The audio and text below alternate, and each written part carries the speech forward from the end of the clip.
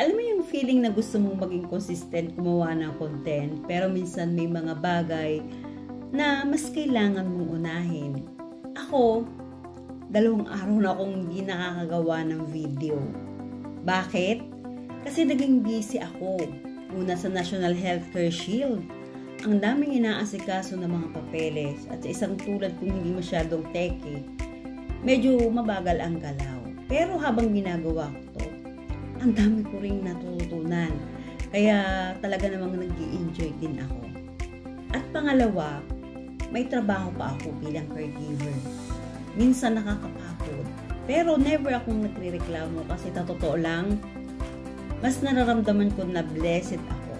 Imagine, may work ako, may bagong skills ako natutunan, at may mission akong tinutulungan para sa mas maraming tao. And syempre, extra income din ito, di ba? Kaya na-realize ko, life is not about speed. It's about direction. Kahit mabagal, basta tuloy-tuloy, may progress ka pa rin. At dito pumapasok ang IMG sa dami ng roles ko. Caregiver, paperwork, content creator. Kung wala akong community na sumusuporta, baka matagal na akong sumuko. Pero dahil sa IMG, mas lumalakas yung drive ko.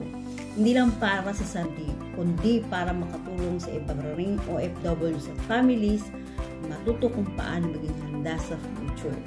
Kaya kung busy ka rin tulad ko, alalahanin mo kahit gaano ka ka-occupied, huwag mong kalimutang mag-invest ng time sa financial education. Kasi darating ang araw, magpapasalamat ka sa desisyon mo ngayon.